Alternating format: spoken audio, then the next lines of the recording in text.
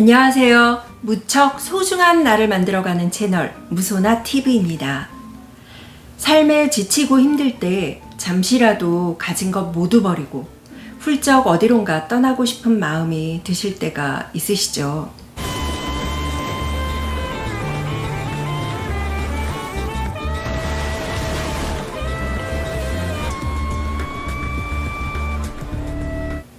그렇다면 오늘 영화 인투 더 와일드를 통해서 주인공 크리스토퍼와 함께 야생으로 떠나보시면 좋을 것 같습니다.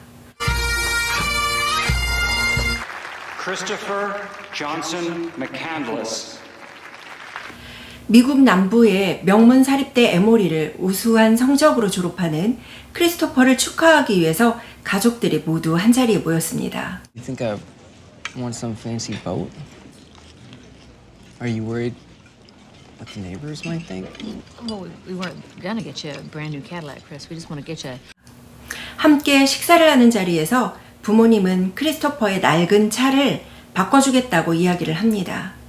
보통의 청년이라면 좋아할 것 같은데 크리스토퍼와 부모가 주고받는 대화는 뭔가 심상치 않습니다.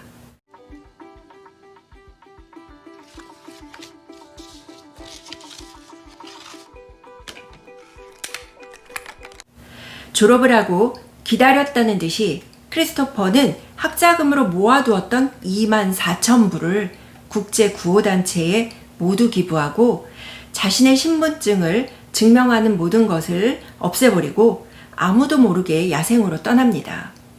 크리스토퍼는 자신이나 주변에 굉장히 엄격한 도덕적 잣대를 가지고 있었는데요. 법이나 사회적 규율을 넘어선 절대적인 자유를 선망하다 보니까 늘 외로울 수밖에 없었고, 그런 크리스토퍼의 친구가 되어주었던 것은 톨스토이, 또 잭 런던, 소로의 책이나 또 책 속의 주인공이었습니다. 책 속의 문구를 대화에서 자주 인용하기도 했습니다.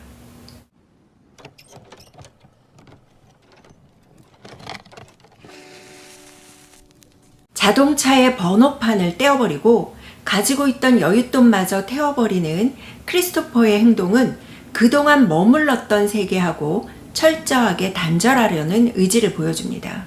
크리스토퍼는 이렇게 졸업과 동시에 과보를 하는 부모, 또 물질 만능의 세계, 그리고 자신답지 못하게 만들었던 많은 그 자신을 속박했던 것으로부터 탈출을 시도했습니다.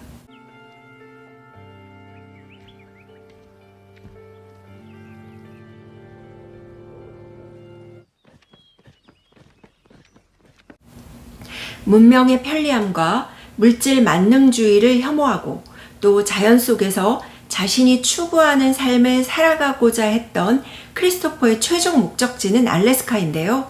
오직 히치하이킹으로 여정을 이어나가던 그는 최종 목적지인 알래스카 데날리 국립공원 야생에 버려진 낡은 버스를 발견하고 거기서 야생의 생활을 합니다.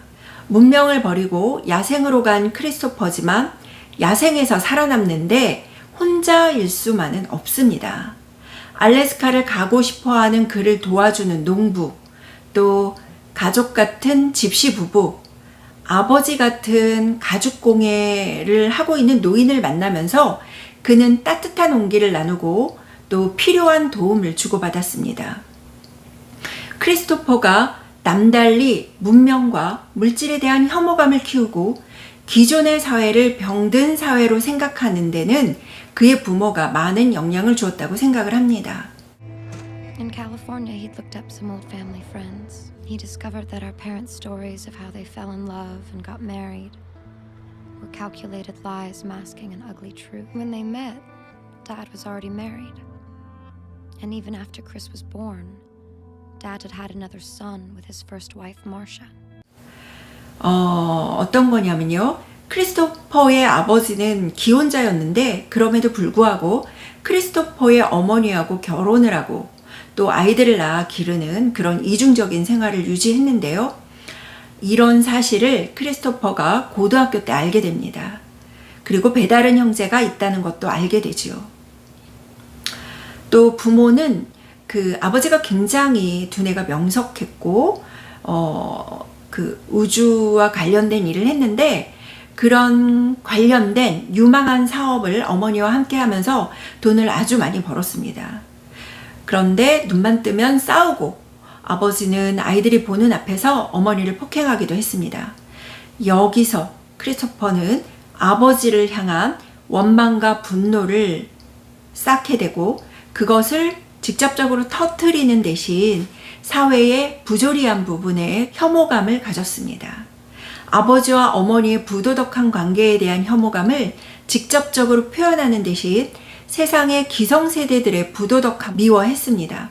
이렇게 똑똑하고 유복했지만 정체성에 혼란을 주는 부모 아래서 정체성에 혼란을 가지게 되었고 또 사회에 대한 편협한 가치를 키우게 되었으며 정서적으로 상처를 입었고 외로웠습니다. 크리스토퍼가 여정 중에 만났던 사람들 중에 아내하고 딸을 잃고 교통사고로 잃고 가죽 수공예품을 하면서 혼자 은둔 생활을 하던 그런 노인이 있었는데요. 그가 크리스토퍼에게 아들 같은 마음이 들면서 헤어질 때쯤 해주는 말이 아주 인상적입니다. 용서는 사랑이다.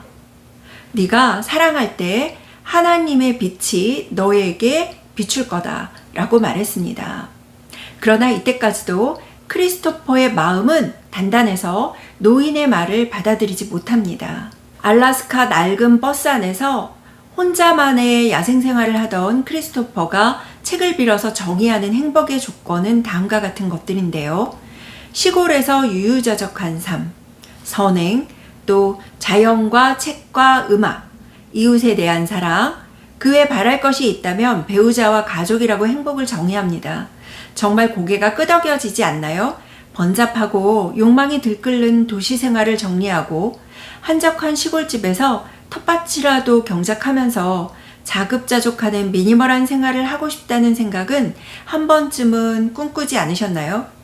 그리고 선행을 일상처럼 하며 자연 속에서 책과 음악을 즐기고 이웃과 따뜻한 온기를 나누고 그 속에서 함께하는 가족. 상상만 해도 행복한 미소가 지어집니다.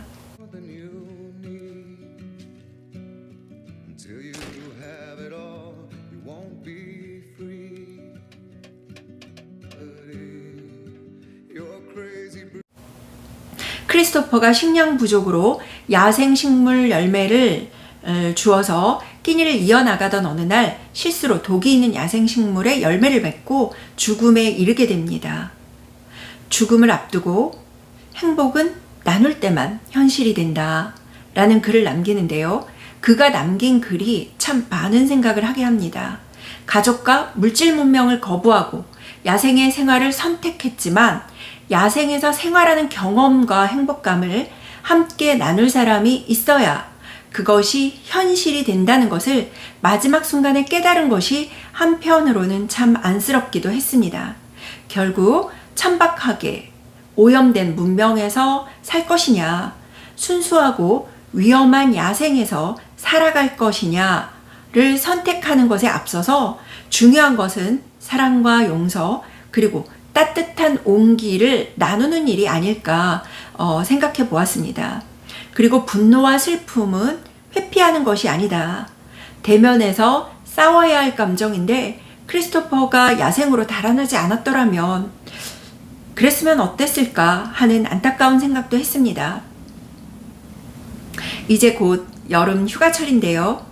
광활한 대자연의 아름다움 속으로 이제까지 가졌던 물질 문명 그리고 나를 번잡하게 했던 것들을 떠나서 훌쩍 야생 속으로 들어가고 싶은 분들께 이 영화 추천드립니다.